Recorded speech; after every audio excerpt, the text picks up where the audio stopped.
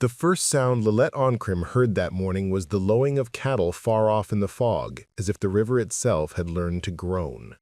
She lay on the pallet beside her sister in the quarter-house, tracing letters on the underside of the roof with the tip of her finger, the alphabetic quiet braid she made to steady her breath. Cocks crowed with vain certainty, and in the main house a piano struck a hesitant, gilded chord. Someone rehearsing, someone counting the beats to a day dressed like a bride. The wedding would be at sundown, beneath the live oak people called the bishop for the way its arms draped like vestments and its bark kept the dead's secrets. Before we jump back in, tell us where you're from. If this story moves you, please subscribe. Tomorrow, I have a special story for you. Dessa slept curled toward the wall, her dark hair pinned with bits of straw ribbon she had twisted the night before. Lilette watched the rise of her sister's shoulders and felt the morning stampede in her own chest, the clatter of hooves that was fear and decision mixed into something almost like calm. She turned her finger from letters to knots, charting the loop she had learned on the river, the bowline that held but could be untied, the constrictor that never forgave, the fisherman's bend that joined what wasn't meant to join. The roof beams kept their silence. The fog pressed its shoulder against the door. They rose with the other women when the bell rang, though Lilette had been awake for some hours already. She slipped the scrap of linen she kept under her pallet into her apron pocket, a square that had once been the hem of a master's shirt, blue-edged, and on it, faint in charcoal, a prayer that wasn't very good but was hers. Lead me to the hour I need. She couldn't read fluently like she dreamed, but she read enough to make sense of newspaper scraps left to wrap soap or bacon. She had taught Dessa to shape letters with a stick in the dust behind the smokehouse. Their literacy lived like a candle stub hidden inside a bone cup, lit only when no one looked. In the kitchen, heat lifted like a wall. Pans rattled and copper lids gleamed as if they had woken proud. Lilette was assigned to Miss Claribel's wedding supper. Biscuits, turtle soup, syllabub tough as lace, and sugared orange peels for the favor cones. She worked with Aunt Viney, who could bone a fish with her eyes closed and whose wrists still bore scars from some long-ago winter nobody named. Aunt Viney wore her smile like a blade. "You look like a thought is sitting heavy on you," she murmured without turning. "Let it eat or let it move." "It's moving," Lilette said. She slid the tray of biscuits onto the shelf near the window, leaned there a breath to feel the little cool that seeped through the glass. From this angle, she could see across the yard to the oak, whose roots swelled out like drowsy beasts. Men were already stringing ribbon from limb to limb, and the white ladies had sent word for garlands, magnolia, and silax, and 2 lengths of plaited satin to drape as if the tree wore a sash. Dessa passed through on the way to the big house to alter the bride's bodice, a roll of needles in her sleeve and a thimble tucked on her thumb. She touched Lilette's hip as she went by, a flick of a signal they had used since they were girls. "I see you, still here." The tip of Dessa's nose had a dusting of flour from the biscuit table, where she had stolen a breath to laugh at something one of the children said. Her laugh had always been too bright for the math of the world. Lilette held that sound in her mouth a moment, then swallowed. The plan had not always been a plan. For months it had been a rumor in the body, a habit of thought that came like an itch and left like a fever, leaving a bed damp. Since winter, since the day Mr. Paul, the overseer with eyes that never blinked fully, caught Jonas ducking from the gin house and set him to the post for a lesson while the snow hissed on the cane, Lilette had carried a fist inside her ribs. She had stitched while Jonas's breath went ropey and thin, and when he died that night, coughing like a yard dog, Miss Claribel had said prettily, "We mustn't be sentimental. He was a field hand and bound to be fragile." Lilette understood then that one kind of hunger could be filled, and another kind sharpened forever. If you listened to the house walls long enough, they told you how things arrived at what they looked like. Lilette had listened. She knew that Miss Claribel's groom, a man called Mr. Cyrus Bramwell, had a face like a newly ironed shirt and a voice like a hymn put to a better tune, that his father, Judge Bramwell, owned 2 parishes over and dealt in land like some men dealt in cards, that the agreement between the families had been sealed with tobacco and a ledger's smile long before any flowers were considered. She knew which men laughed loudest when they drank, and which were true cruel on an empty stomach. She knew that the bride's train had a stiffening sewn in that scratched like nettle, and she knew how to remove it. What Lilette knew felt like a belt of little knives hidden under a dress. At midday, Dessa returned to the kitchen with the gown to be pressed and the veil to be steamed. "She wants it more gathered at the waist," Dessa said, while Aunt Viney trimmed pastry. "Like it'll make the rest of her smaller by trick." She glanced at the door and lowered her voice. "And she wants pearls along the hem. I told her there ain't time, and she smiled and said there is when I say there is." Dessa's smile could make a blade forget its point, but now it had no home on her face. "She asked me if our mama ever wore pearls." Lilette's hands slowed. "What did you say?" "I told her our mama wore shell you find yourself and make shine." Dessa set the veil down as if it were a guest she didn't trust. She touched the blue-edged scrap peeking from Lilette's apron. "You carryin' prayers again?" "Only the small ones." Lilette turned to the pantry where the cords and laces were kept. On the shelf lay the 2 lengths of white satin rope ordered for the ceremony arch, each as long as a man's arm and smooth as cream. She had braided them herself the night before in the light of tallow and breath, adding inside the weave something no eye would see. 2 narrow cores of hemp drawn thin and soaked in lye, then rinsed in clear river water, the kind that hardened like a future. She lifted one length, felt its weight, and thought of the river knots again, how a loop could become a collar if you changed your mind about it. Lilette had not planned to change her mind so long or so often, but a plan has its own thirst. By late afternoon, the yard shone with effort. The ladies' voices, high and pale as the porcelain cups they favored, skimmed the air. The men's boots printed the soil with right angles. Children were chased out of sight, to be clean again later.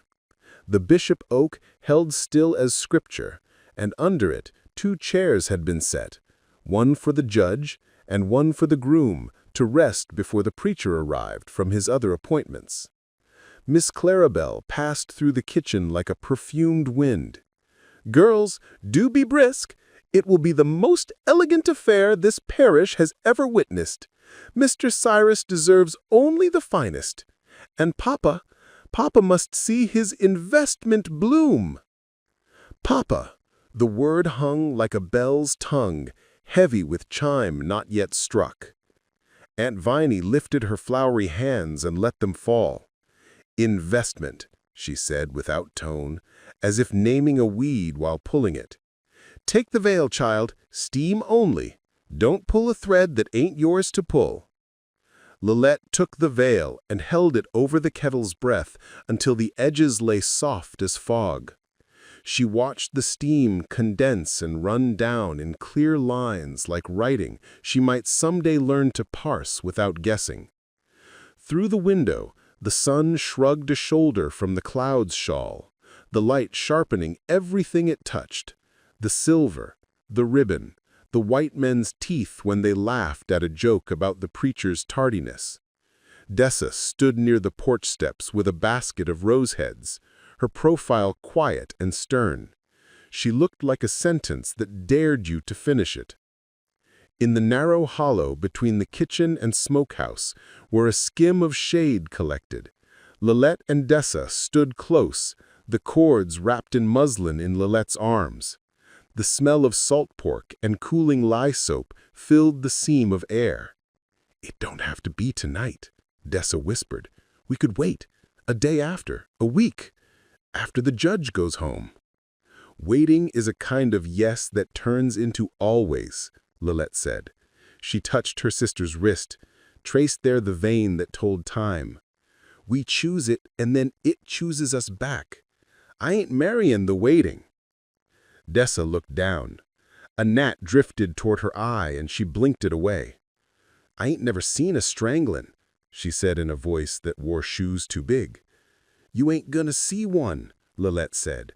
You're going to do a job that was born to your hands. You sew and you drape and you set what must be set. That's all. The seeing can go to somebody else. What if they look in our faces and know? They won't know. White folks don't see what they teach themselves not to see. They taught it good. Lillette lifted the muslin and showed the satin to her sister. Touch it. It looks like what they like to think softness means. It feels like what we know it means when it's earned. Dessa touched the cord, her fingers steadier than her voice. I dreamed last night I was braiding hair, Mama's hair, and the braid went on, long as the river, and at the end of it was a door. Lillette swallowed. Then we going to get to a door. She smiled a thin smile. Might it don't open sweet.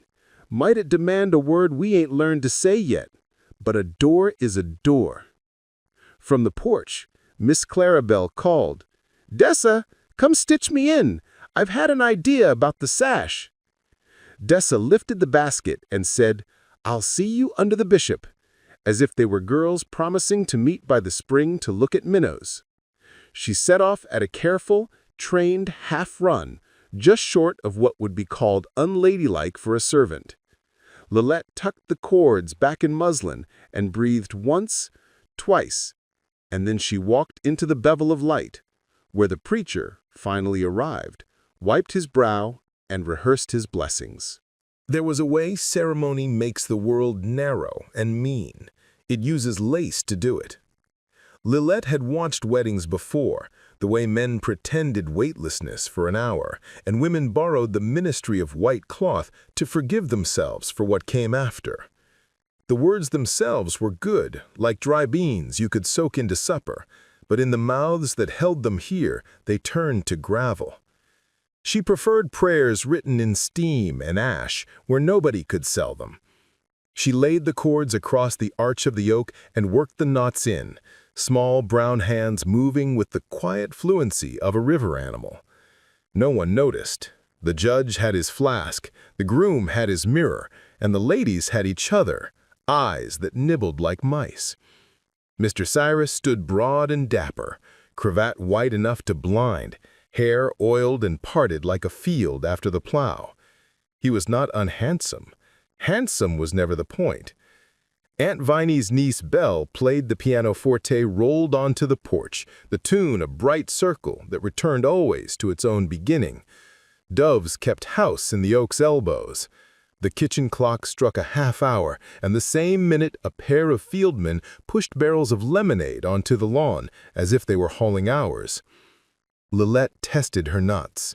The lye-hardened hemp inside the satin lay quiet and ready as bone. Dessa appeared on the porch in the dressmaker's apron Miss Clarabelle allowed only on preparation days. A needle flashed in her hand like a bit of captured lightning. She was bareheaded because the white ladies liked their seamstress to look like the idea of a child. Lillette felt something swell in her throat that was neither grief nor pride, but some unspeakable syllable both belonged to.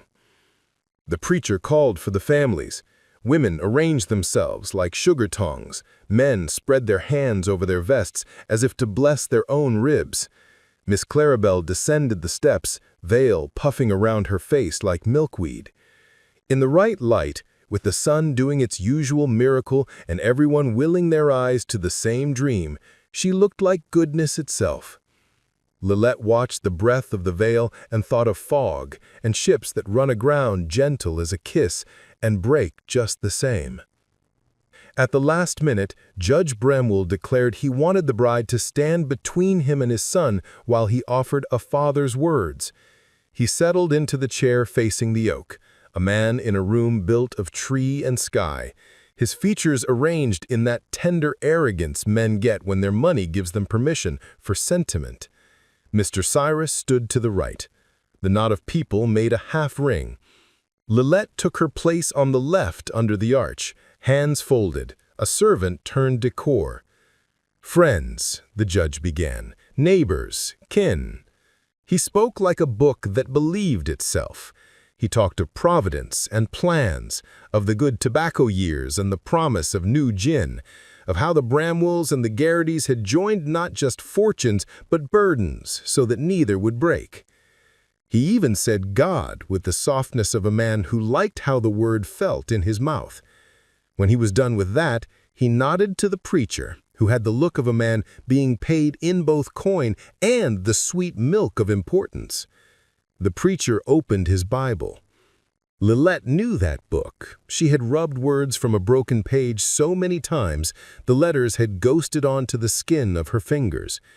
Love is patient, the preacher said, and Lilette thought of Jonas's back, the calloused map of it, and how patience is sometimes only a lock with no key until someone makes one. The preacher read on, and around the edges of his sound the kitchen doors swung and glinted, and Aunt Viney's army marched out with platters. The oak threw thin shade like anointed fingers. Somewhere a fly insisted on its rights. When the vows came, Lilette moved the length of a breath to the side where her left hand could reach the drape of satin. She watched Miss Claribel lift her eyes to her groom as if she were putting a small bird back into a cage with her glance alone. She watched Mr. Cyrus's lips move around words that spoke of honor with admirable clarity.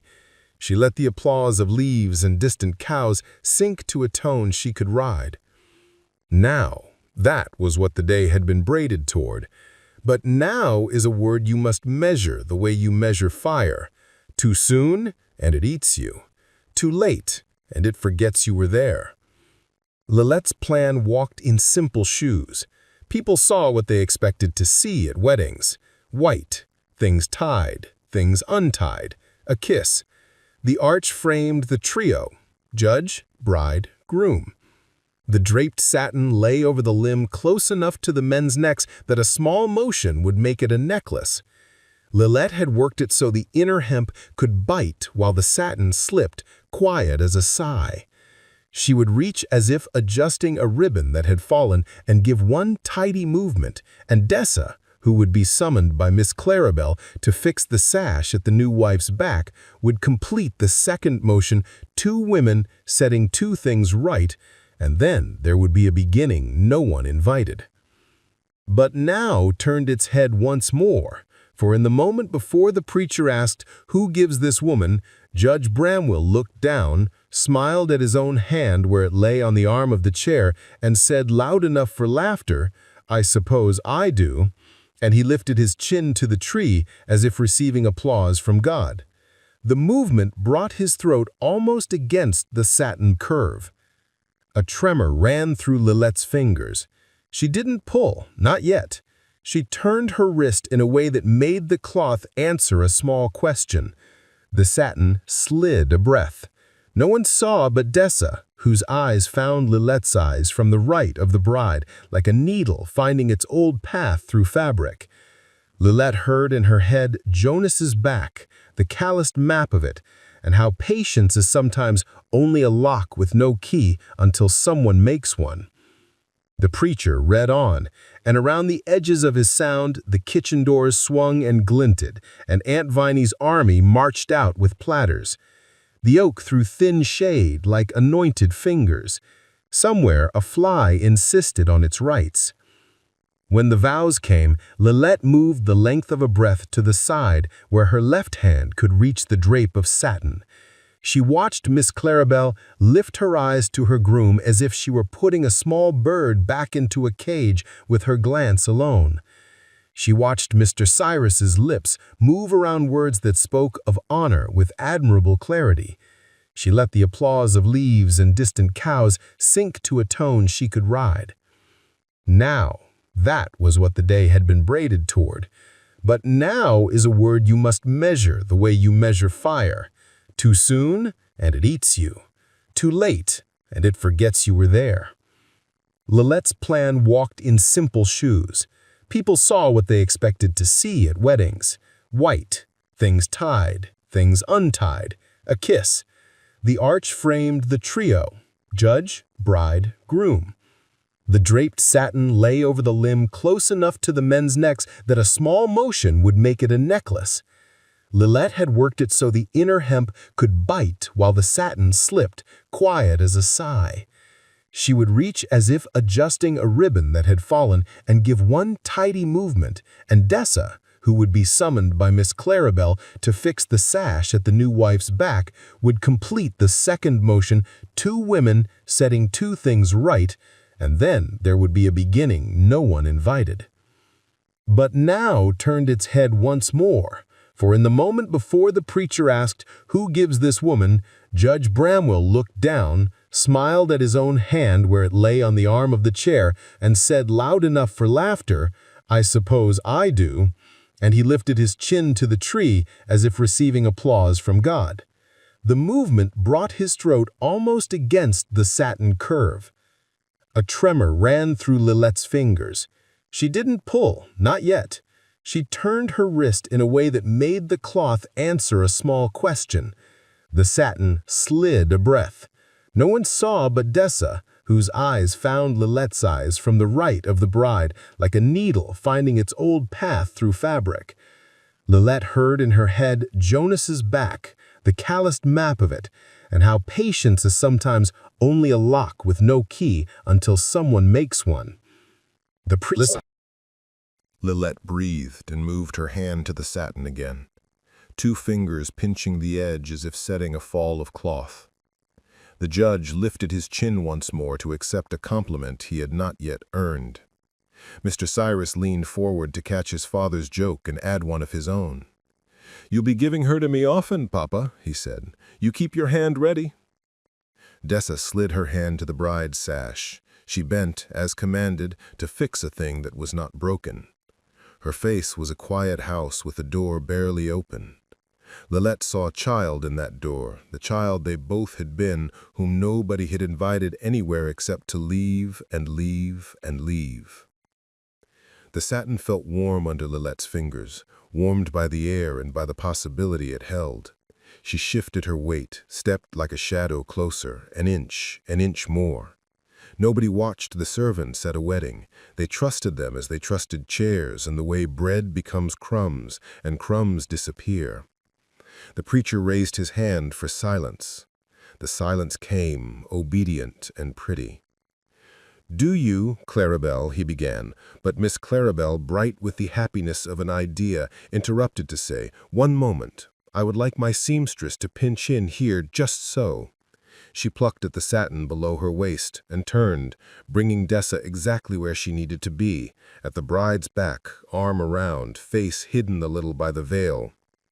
Lilette's hand tightened 2 grains. She felt the inner cord accept the work, felt the outer satin whisper across bark. Judge Bramwell settled further into the chair as one does when trying to make a moment last. Mr. Cyrus raised his shoulders in a laugh meant to be remembered. In that crease of time, a boy ran across the yard, hair wild, shirt unbuttoned, pursued by a mother with a look of sugar turned to ash. One of the field hand's sons who had slipped loose from his cousin's hand to catch a dragonfly. He darted under the edge of the arch as if to borrow the tree's blessing, then out again, quick as a thought. He laughed. His bare feet thumped the packed earth like a heartbeat. The mother snatched him, whispered a scold that was mostly a kiss, and they vanished. The laughter cracked the surface of everything and let the river of real life show through. Lilette's eyes went after them an instant. That was when Mr. Paul, the overseer, stepped to the side of the arch, his hat in his hand as if on some errand of gallantry, and he stood too close to where Lilette stood, so close she could smell the bitter of his last coffee. He sighed like a man too burdened with women's nonsense and put his shoulder against the trunk, unthinking. The arch shifted the smallest amount. The satin dipped and rose. He blinked slow, eyes half closed as always, and in that lazy look was the whole world's danger. "Pretty," he said, "to no one, to the tree maybe, to the women uncounted. A pretty drape you made there." Lilette smiled the smile of servants, the one that says nothing and everything both. "Yes, sir." The preacher tried again. "Do you, Clarabelle, take this man?" Miss Clarabelle glowed. "I do," she said too soon, and the laughter came back, grateful to be useful. "To be your lawful," the preacher continued, a little miffed, and the groom's mouth quirked at the edges as if to forgive the poor man. "Now," Lilith whispered without moving her lips. The word traveled no farther than the inside of her own head, but Dessa heard it all the same. Years of speaking with eyes had taught them the weight of breath. Dessa's hand found the veil again, smoothing, her other hand hidden by the white cloud at the bride's back. Lilith's fingers curled, then relaxed, then curled again, exactly the way she had practiced with string and chair leg in the loft of the smokehouse at midnight when even the rats slept. She did not pull. She guided. The satin obeyed as if it had been waiting to be shown how to move. The judge's breath lifted his chest, the groom inclined his head. Aunt Videy across the yard set down a platter with a thud that felt like a drum. Somewhere near the kitchen door, Belle missed a note and caught it in the next beat, making a brief, sweet wrongness that told you a real person was inside the song. A pale moth circled the arch and touched the ribbon and rested like a word at the end of a sentence that waits for its period. Lilith's fingers felt the chord ask for her, and she gave just enough to answer. Then Mr. Paul shifted again and said, "Hold up." The world slowed the way it does when a pot slips from your hand and you know exactly how it will smash and cannot make it stop, but can make it change shape by where your foot is. Lilith lifted her eyes a fraction. Mr. Paul's gaze had sharpened, narrowed like a cock's before it pecks. He was looking not at her face but at her hands. He had noticed the way cloth lay on bark. He had noticed that the drape had intentions. "What you doing there?" he said, quiet enough the judge wouldn't bother to hear, loud enough Lilith had to answer. "Fixing a fall," she murmured. "It slipped when the boy ran." He took one slow step closer so that his breath touched her cheek. "You fix it after," he said. "Stand pretty now." Lilith's fingers let the satin go like a fish you tell yourself you meant to throw back all along. The cord settled. It did not look guilty. It did not look anything but the way it had been meant to look by those who believed they owned this day.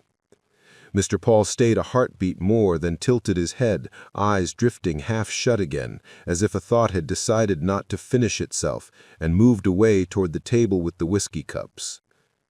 The preacher pressed on as if the wind had not ruffled his script. "For richer or poorer," he said, "in sickness and in health."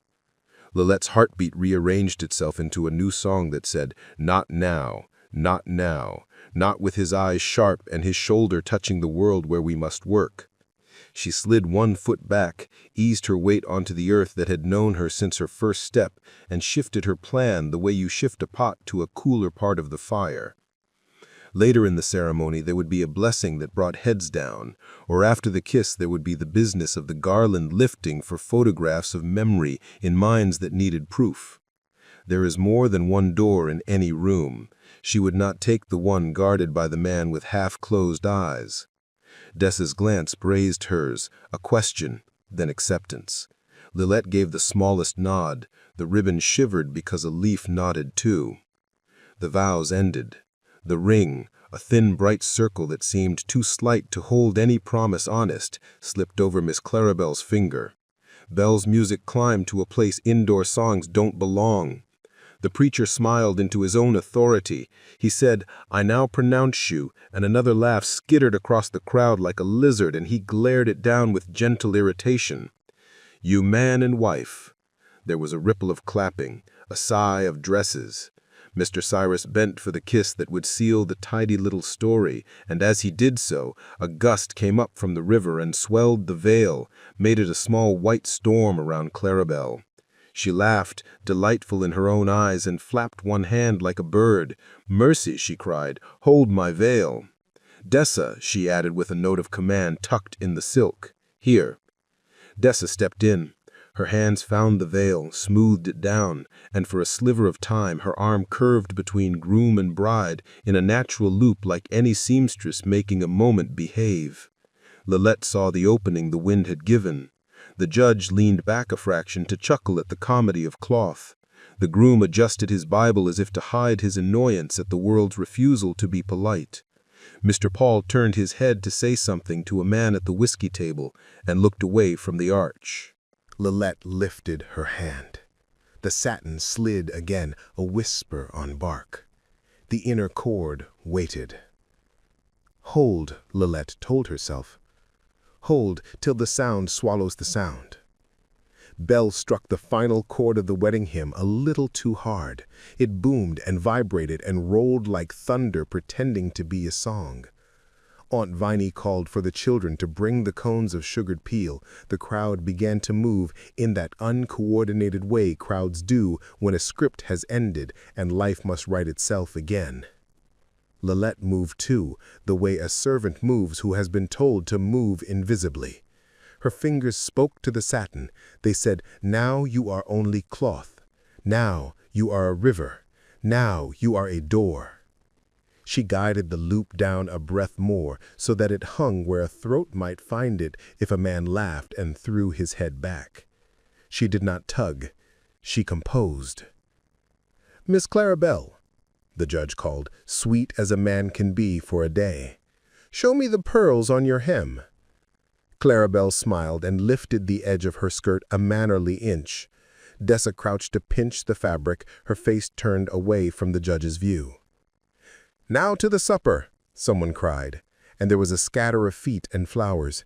Mr. Cyrus offered his arm to his bride as if he were offering her a bridge. He led her the 2 steps to where the arch's ribbon would frame them for the photographs of the heart. Judge Bramwell rose slowly, savoring how the crowd's attention fell like confetti on his jolly authority. His hand went to his cravat to perfect it for the gazes. He lifted his chin to the light. Lillette and Dessa breathed together across the space between them, a breath stitched from years. Lillette placed her fingers once more on the satin. Dessa's hand on the veil looked like any seamstress's obedient steadiness. The river breeze pressed its wet palm to the back of Lillette's neck. In that exact moment, Mr. Paul's voice came again, a lazy drawl that none the less carried the taste of iron. "Judge," he called, "you set a care leg in an ant bed." The judge startled, half turned and laughed. "Let the little soldiers toast me too," he said, his chin lifted higher as he found his joke. A bit of ash lifted from the cookhouse fire and floated through the air like a black snowflake, landing on the white of the satin and disappearing there as if it had been a period eaten by an eager line. Bell began a new tune, a reel for the aftermirth. The first notes sprouted feet. Lillette saw the room of the world rearrange itself. Mr. Paul's head turned away again, the judge's throat bared and proud, the groom a step nearer the sash of cloth, the bride entertained by her own veil. A dozen white eyes bright as cups, the kitchen smelling of thyme and lemon and iron. She moved her hand. The chord answered. Everything that followed would take the rest of a life to tell, and even then, some part of it would remain like the bitter at the bottom of a sweet cup. But for the span of a pulse, it was only 2 sisters doing what they had trained their bodies and days to do, set a thing straight that wanted to fall, finish the seam, close the door. Lillette's fingers settled their instruction into the satin. Dessa's hand at the bride's back found the second motion hidden behind the need to tidy a veil. The river breeze pressed its wet palm to the back of Lillette's neck. In that exact moment, a shout cracked from the far edge of the yard, one of the stable boys yelling about a loose mare that had found her own idea of freedom and was now galloping along the fence line. Heads turned like flowers to sun, boots scuffed. The judge tilted farther back to see over people's shoulders. The groom laughed and straightened.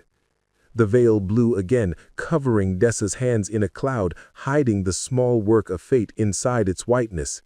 Lillette's grip tightened the smallest fraction. The satin slipped, the inner cord awoke. And Lillette felt a gaze fall on her back like the shadow of a hawk. "Girl," Mr. Paul's voice, right behind her, close enough to taste the word.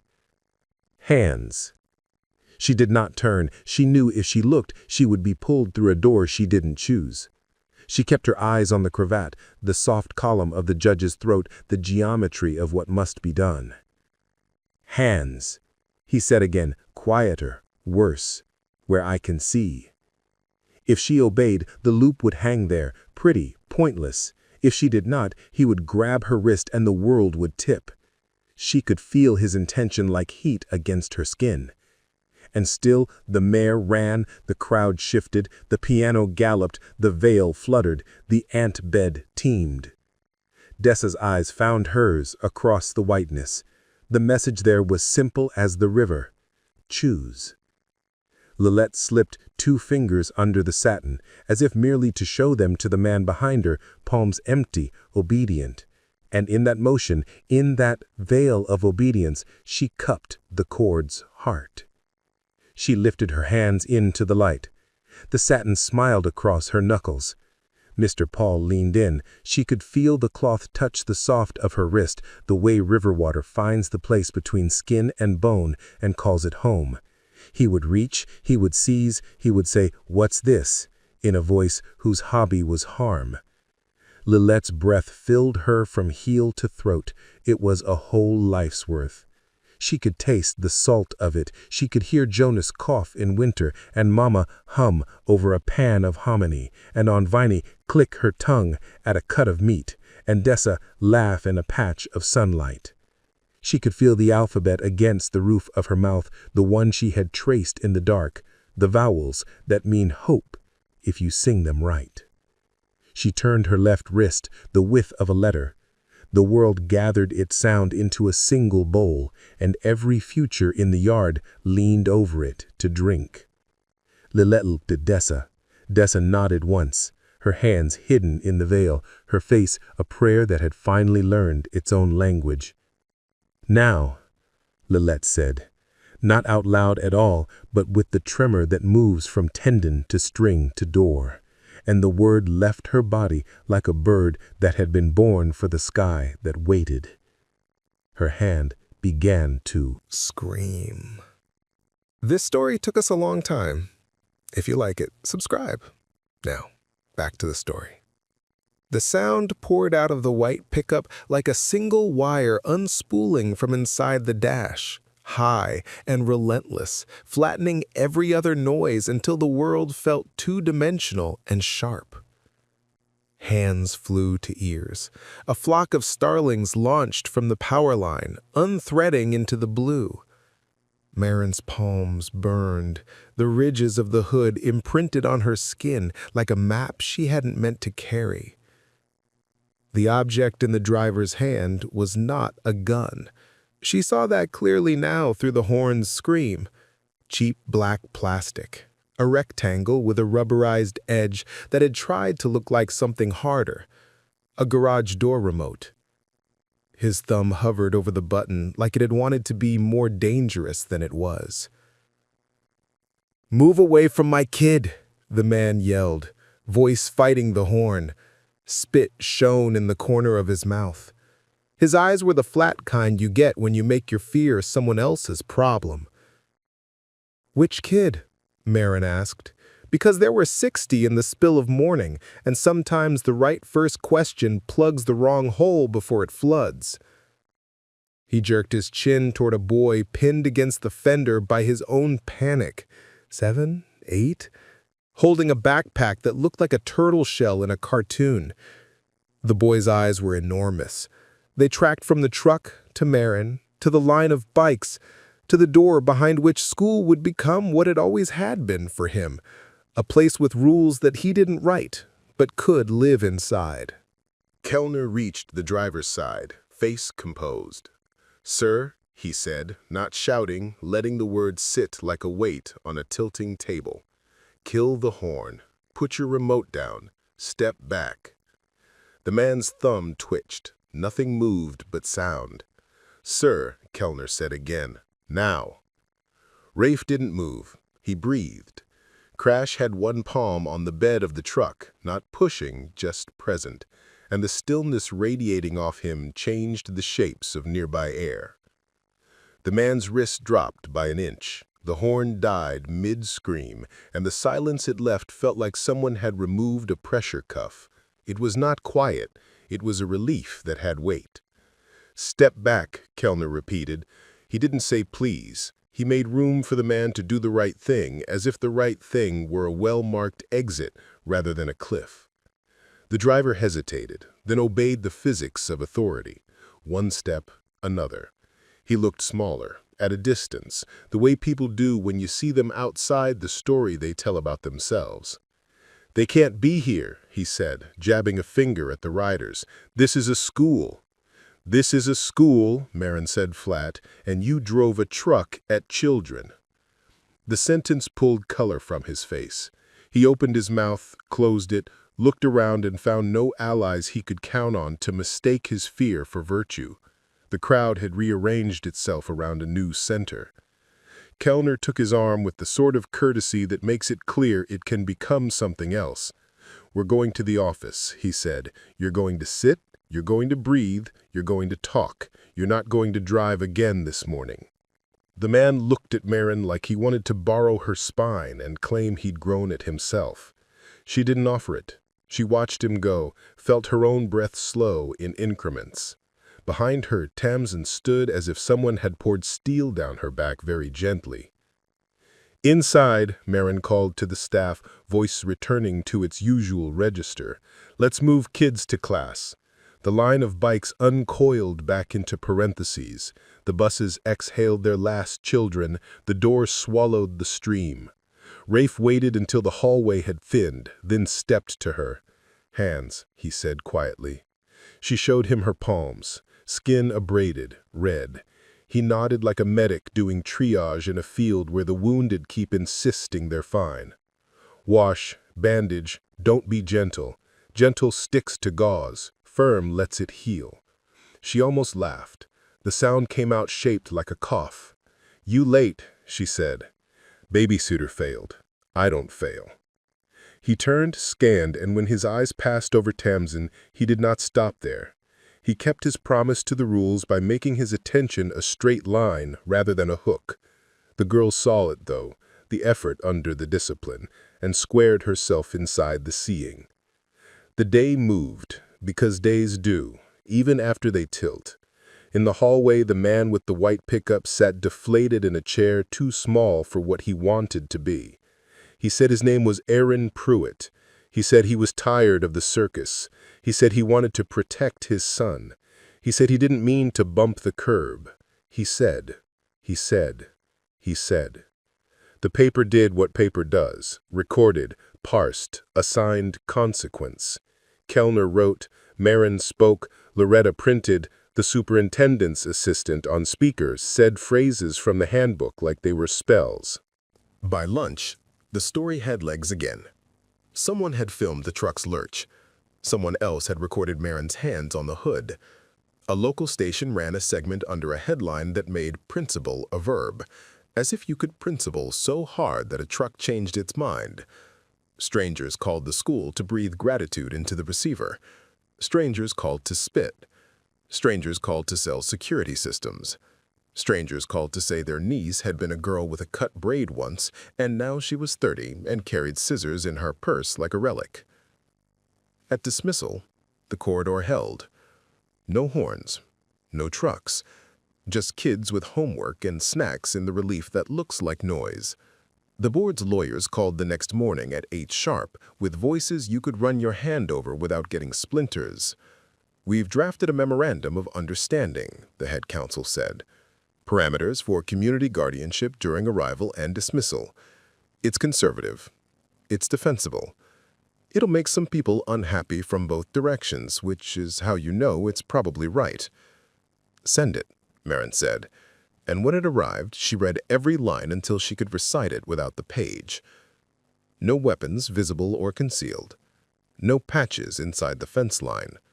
No direct contact with minors. Obey all school staff and on-site officers without exception. Immediate suspension of privilege for any violation. A review every 2 weeks. She forwarded it to Rafe. He replied with a thumbs up, and then, because his grammar lived in places without emojis, he called. "We'll sign," he said. "We'll keep our folks tight. We'll keep some at a distance in case distance is needed. You won't see them. But if the weather changes, they'll already be there." Weather did change. It just took its time. 2 quiet weeks made the town's shoulders come down an inch, the corridor thin to 6 or 8 riders, then sometimes only 4. Parents in vests learned everyone's routes. The trumpet kid practiced scales under his breath as he walked, and no one tripped him. Bree returned from suspension with a haircut that framed a face capable of choosing a different future. Gabe served his time on the bench and began the slow education of someone who can, for the first time in his life, name the line he won't cross because it is not him who drew it. Marin's hands healed, shiny and tight. When she knocked on a classroom door, the knuckles clicked softly. She kept the braid in its evidence bag in her bottom drawer. Some would have called that melodrama. She called it a measuring tool. She looked at it before meetings. She looked at it before bed when the day tried to scrub her convictions with its small abrasions. On a Friday afternoon, flushed with heat, she stood at the copier folding a stack of flyers for the school's first community maintenance day. Volunteers would repaint a hallway whose paint had learned to peel, like hope sometimes does. They would fix a soft spot in the gym floor where girls had learned to calibrate their layups to avoid an unpredictable bounce. They would plant 3 crepe myrtles, because something should bloom where children come and go. Loretta stuck her head around the door. "You've got visitors," she said, one eyebrow up. Marin walked to the front. Rafe stood with Crash and Bomer and Tish and a woman she hadn't met yet.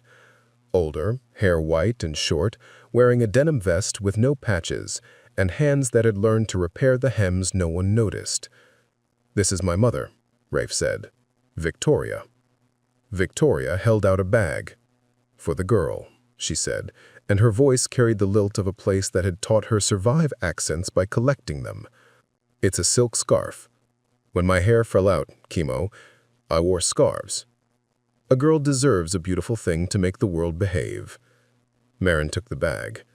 "She'll love it." Victoria nodded once, fiercely, as if she'd just given a weapon disguised as a kindness. "Also," she added, "you need shade at that curb. I brought 3 tents." They set them up in 10 minutes. The curb looked less like a trench and more like a porch. Kids ducked under for the delight of a shadow. Teachers smiled without knowing why their faces had picked that moment.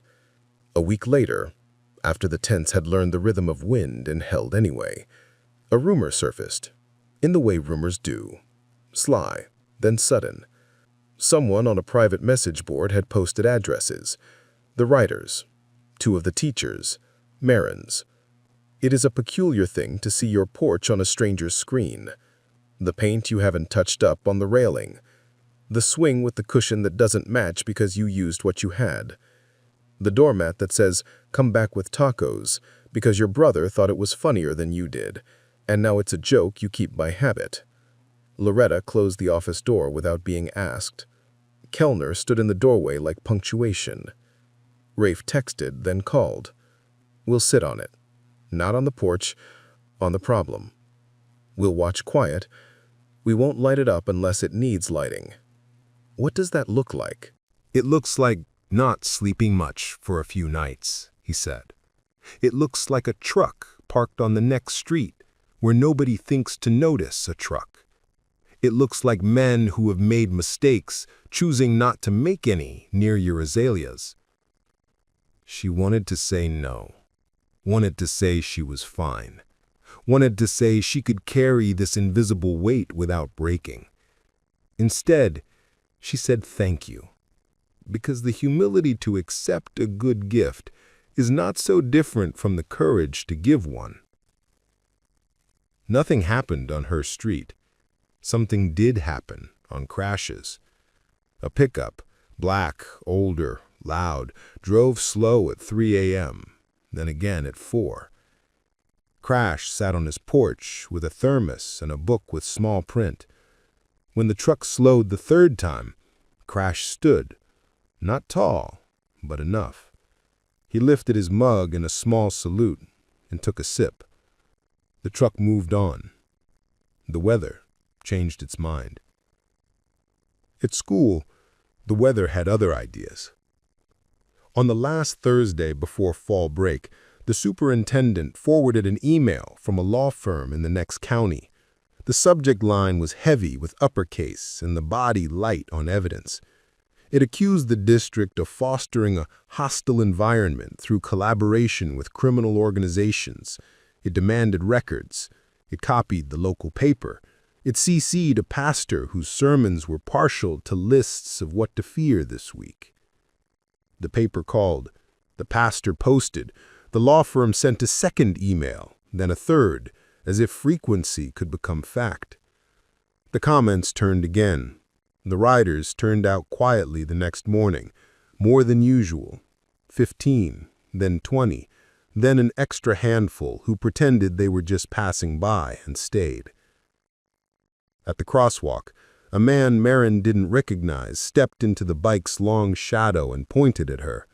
"You brought devils to our door," he said. He looked like a choir director who had learned the wrong song by heart. "I brought rules," she said. "They follow them. Do you?" His finger trembled. His mouth worked. He left before he could finish becoming the thing he was practicing.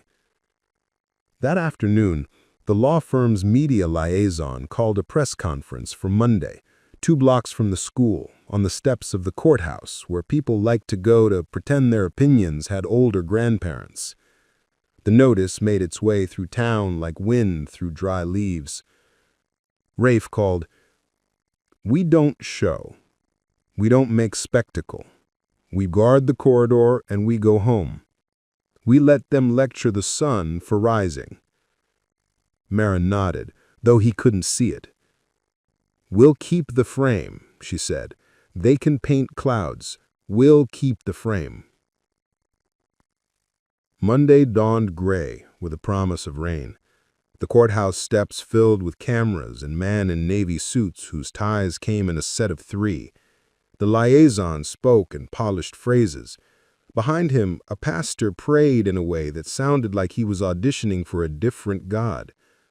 They held poster boards that said things you could predict if you've lived anywhere with people. A small crowd clapped at the ends of sentences like that made them true. At the school, the corridor did what the corridor did. Kids walked, riders stood, vests glowed. Marin circulated with a stack of passes for the kids who forgot things. The rain never arrived. At 8:32, when the building had swallowed the last latecomer and the bell had scolded them into place, Rafe stepped to her. "Head count?" he asked, a soldier's habit. 642, she said, "all accounted for." He looked toward the courthouse as if he could see through brick. "Noise?" "Noise," she said. "We're not listening." The press conference ended with the liaison promising litigation and the pastor promising fire and somebody promising to file a complaint with a federal office whose staff existed in a building with more binders than chairs. The town went back to work. The corridor exhaled. 2 days later, the overpass happened. It wasn't about the school, not at first. A semi rolled on the interstate and spilled pallets of construction nailers and screws across the eastbound lanes. Traffic snarled. The exit near Willow Bend clogged with cars. By 2:20, pickup trucks blocked 3 intersections. At 2:30, a stack of accidents compounded into the kind of mess that feels like it has a personality. Marin stood at the door and watched a river of inconvenience become a flood that threatened to backwash into dismissal. If buses couldn't reach the lot, if parents couldn't pull through, if walkers had to navigate a street full of strangers desperate to be elsewhere, the corridor would fray. She turned to Loretta. "Call transportation. Ask for staggered release. 10 minutes between grade levels." She keyed her radio. "Kellner, we're shifting. Can you pull 2 cruisers to the eastern approach?" She texted Rafe. "Gridlock. I need bodies at the intersections. Following our rules, no exceptions. Rafe, on it. Sending a blast. You'll get 60 in 10, 100 in 20. Marin sent a thumbs up, then a second text. Helmets off at crosswalks. No revving. You are punctuation, not exclamation. Rafe, copy. Periods. The first bikes arrived before the first buses. They came not like a parade, but like a deployment. Single file, disciplined, splitting to fill gaps. Rafe dispatched them with his chin. Crash took the east approach. Boomer took the overpass ramp. Tish and Victoria walked the sidewalk, vests over denim, looking like what happens when 90 miles of road decides to sit still and pay attention. Within minutes, intersections that had looked like arguments looked like sentences again. The riders didn't touch anyone. They didn't speak to kids. They used palms down to calm, palms up to invite, a flat hand to stop, the tilt of a head to let a sedan slip through. Kellner swept in with 2 cruisers and blocked the yards where impatience thinks it's clever. The buses rolled in late, but in order, a train made of rectangles. Kids poured out, disoriented by the math of the day, but still kids, laughing, carrying science posters that had started to wilt, arguing about the ethical implications of a class pet. The corridor flexed and held. Marin stood in the middle of it all with the knowledge that sometimes leadership is nothing more than keeping your voice in the register people hear as possible. By the time the last walker disappeared around the corner, the sun had turned soft and the town had learned a new trick: how to let a problem become a practice instead of a panic. The exhale that moved through the riders sounded like wind in wheat. Head count? Rafe asked again, a ritual now. 642, she said. We mislaid none. He nodded. We had 147 show, he said after glancing at his phone, from 3 counties. It'll be more next time. People remember who protected their kid when the world chose chaos. 147, she repeated, startled not by the number, but by what it meant about invisible lines becoming visible nets when pulled by the right hands. And that's on a text sent at 2:13 on a Wednesday, Crash said, appearing with a thermos that smelled like coffee he'd made strong enough to teach lessons. Give us a day's notice and you'll get more. Marin tried to imagine more. The picture refused to stay small. 2 weeks later, she didn't have to imagine. It started with a funeral. A retired math teacher who had been stubborn about fractions and kindness died at 86. He had taught 3 generations to find common denominators where they didn't think any existed. His service drew half the town and their memories. Some of the writers had sat in his class as boys who emptied their pockets of bolts and pocket knives onto his desk and learned to balance equations in spite of themselves. They came to the church because respect is a muscle they like to keep strong. After the graveside, they didn't go home. They rode to Willow Bend and parked in perfect rows, front wheels marching. 180 by the time Marin finished a meeting about the winter concert program and stepped into the afternoon. She stopped on the threshold and felt the shape of the day change so completely that her heart did a small bottlenose leap in her chest before settling back into its practiced rhythm. The parking lot looked like a promise someone had finally kept. Engines off, helmets under arms, patches and no patches, old leathers burnished to satin, and new jackets stiff with recent stories. Women with braids as white as road paint, and men with hands that had built decks and engines and their own better selves. They filled the perimeter not like a wall, but like a colonnade, space between pillars for wind and children and the unruly business of being alive. Loretta appeared at her shoulder with a stack of visitor stickers. She said, I ran out. Wonder and exasperation threaded together. Marin walked into the lot. The crowd parted. She found Rafe at the front, Victoria on his left, Crash on his right, Boomer behind like a boulder who had learned to roll. Tish flanked by a handful of women who looked like they could change a tire and a mind in the same minute. What is this? Marin asked, not to scold, but to name. A showing, Rafe said simply, for the girl, for the rules, for the town that forgot itself and then remembered. Funeral let out. Old man McCready taught half of us to multiply. We figured we'd show the new ones what it looks like when people do the math right. Marin laughed then, because you cannot stand in the middle of a parking lot that has decided to be beautiful for your building and not let a laugh escape to keep the day in balance. You can't all stay every day, she said, practical even in wonder. But today, I looked at the sidewalk, at the curb that had once felt like a blade and now felt like a stage. Today, you can stay. They did. The afternoon bell released children into a corridor that felt like a holiday without a name. Cameras appeared again, but were quieter this time, as if the reporters had learned the difference between spectacle and witness. Parents cried in the middle of sentences. A grandmother in a church hat handed out peppermints to bikers as if they were altar boys and not men with histories. A boy in a Spider-Man hoodie high-fived air with 50 adults and then went home and told his mother that the world had hands you couldn't see but could feel.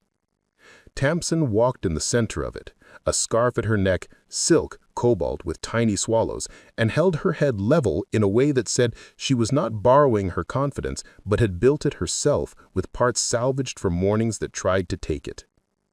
At the edge of the lot, Mrs. Underwood stood with her arms crossed, watching the river she had once tried to dam flow stronger for having met resistance. She stepped forward when Marin approached. "I was wrong," she said, swallowing the pride that had previously filled her mouth. "I mistook what I didn't know for danger. I mistook my child's comfort for a virtue. I'm sorry." Marin didn't make it easy for her. "Boys follow lines," she said. "You'll help him follow this one." "Yes, I will," she said. The district's attorney called the next day. "The MOU is working," she said. "The data, referrals down at arrival, incidents outside down 90%. I'm going to recommend we make it policy." She paused, then added, voice softer, "My son's in 7th grade at a school across town. Yesterday, a man in a leather vest held a door for him and didn't look at him, and my son came home and said, 'Mom, men can be gentle like furniture.' I don't know what he meant, but I think it's good." Marin smiled until her face felt like an ache. "It is," she said. Time has a way of normalizing miracles until you file them alongside flossing and attendance. Weeks passed, the corridor shrank back to a dozen faithful, then to 6 on cold mornings, then swelled to 20 when a rumor rose like a wind. The rules held, the exceptions did not multiply. Children learned to measure safety with different tools. How many neon vests, how many boots, whether the engines purred or slept. In December, the winter concert filled the gym with folding chairs and hope. The orchestra played a piece that sounded like snowfall with instructions. The chorus sang a song about light with no theological ownership. Parents filmed on phones, screens glowing like a new constellation. At the back, along the wall, a row of riders stood without patches, hair combed, jackets clean, caps in hands. They had been invited like any other volunteers. They acted like any other friends of the building, quiet, content to be peripheral, content to be used. Tamsin stood in the front row, flute up, fingers sure. When her solo came, she lifted the mouthpiece and the note slid out like a ribbon pulled from a sleeve. The gym stilled. For 4 measures, the world forgave itself. Afterwards, in the hallway, she found Marin. "I want to cut my hair," she said, voice calm. "On my terms." Marin felt her chest balloon with a breath that had waited months. "Do you want your father there?" Tamsin nodded. "And Miss Tish, and Miss Victoria. In the shop, Saturday morning. We'll sweep together." Saturday arrived with coffee and oil and the cozy chaos of a garage that had learned to welcome girls. Loretta tied the silk scarf around Tamsin's shoulders like a cape. Tish gathered the hair at the nape and said, "You tell me when." "When?" Tamsin said, eyes on the mirror that had seen men shave and curse and apologize and start again. The scissors made a sound that was nothing like before. It was a release, not a theft. The braid came away into Tish's hand. No one cheered. No one needed to. Tamsin gathered the loose hair with both palms, set it on the workbench, and cranked the vise just enough to hold it. Then she swept. Rafe watched from the doorway, jaw working in that way it does when a man decides not to cry. On Monday, Tamsin walked through the corridor with hair that said a new word about her. Bree saw her and raised a hand, halfway between apology and hello. Tamsin gave her a nod that said both were accepted, and neither would be repeated. Spring arrived. The crepe myrtles planted in October stretched new green fingers. The tents came down and went back up in sudden rain. The overpass accident became a funny story someone's grandfather told inaccurately. The law firm moved on to another county's noise. The pastor found a different list. The town, chastened and changed, found other things to argue about that did not involve the dimensions of a girl's courage. Graduation at Willow Bend is just 8th grade promotion with better fonts, but that May, it felt like crossing a state line. The gym filled with families who knew where to find the good seats now. The dais held student speakers who understood their job was not to impress colleges, but to teach the adults in the room what they had learned about the kind of future they wanted. Marin stood at the podium and felt the old ache in her hands, a weather forecast more accurate than the app. "You have learned," she said, looking at faces that would be acne-free in their own minds by fall, "that safety is something we build together. You have learned that apology without change is just punctuation in the wrong place. You have learned that the smallest voice in the hall can be the center of the story. Hold these lessons like tools." She stepped aside for the last student speaker, a girl in a cobalt scarf. Tamsin took the mic. She didn't look at her father, though he stood in the back with men who had turned their vests inside out and their hats in their palms. She didn't look at the kids who cut her, though they sat 2 rows from the front, with hair neat and faces open and copies of new selves tucked into their backpacks among the pens. "I used to think grease was the smell of being poor. It's not. It's the smell of fixing what other people think can't be fixed." Laughter, then quiet. "I used to think adults made the rules. Now I think we all do. We just make different ones, depending on what we want the hallway to feel like. I want it to feel like a place you can walk through without debating if your body belongs to you." No applause. Not yet. The gym understood the gravity of a sentence like that and let it settle. "My dad rides a motorcycle. It's loud. He's not." Another small laugh. "When I saw all those bikes, I thought the world was about to be more of what it had been, loud and scary and about somebody else's idea of who I am. But it turned out it was about rules and people who follow them because they care more about the person next to them than about being right." She lifted a hand and touched the scarf at her neck. "Miss Holt stood in front of a truck. I saw it. I don't think you should do that every day." The laughter let the room breathe again. "But I think you should do the versions of it you can. You should put your hands on the hood of the thing trying to run over someone else's morning and hold until help gets there." Now the applause came, warm and long. Rafe didn't clap. He held his cap close against his chest and watched his daughter learn to stand inside a story without flinching. After the ceremony, the writers filed past the stage, not for show, but because leaving quietly felt like the right kind of loud. Rafe paused at Marin. He stuck out his hand. She took it. His grip was careful of scars. "You did this," he said. "We did this," she corrected. He nodded. "You waking up tomorrow?" "Yes." "And the next day?" He tipped his chin, a small bow. "We'll be at the curb." "Not every day." but enough. Spring slid in sideways, bringing its long afternoons and its children on bicycles that looked like freedom until you've ridden them uphill. The corridor folded itself into memory and protocol. The tents dried and were stored. The mirror at the blind spot stayed. The MOU became policy, with a signature and a stamp that felt less like permission than acknowledgement. On the last day before break, Marin walked the empty hall after the custodians had finished the dance they do with mops and time. She opened her bottom drawer and took out the bag with the braid.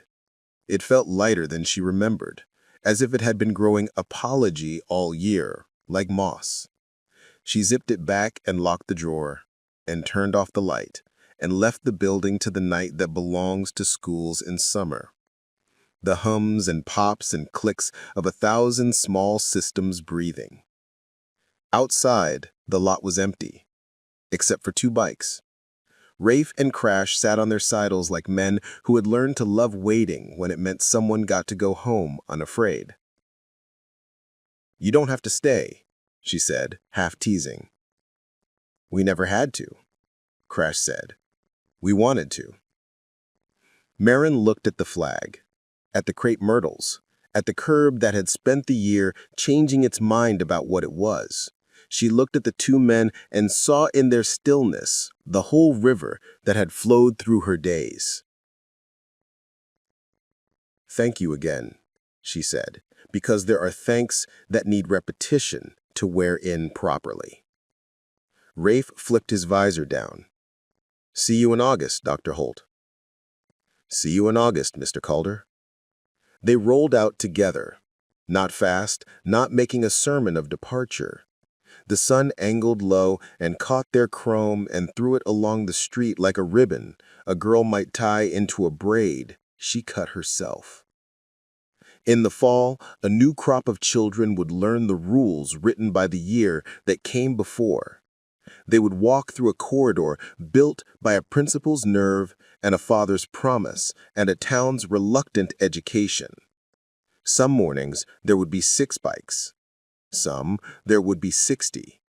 Once, on the anniversary of the day the truck tried to teach the wrong lesson and failed, there would be 180 again, quiet as pillars, loud as the math of a community that had done long division until all that remained was the whole. And whenever someone asked where the guardians came from, Tamsin would answer without taking her hands out of the grease. "We built them."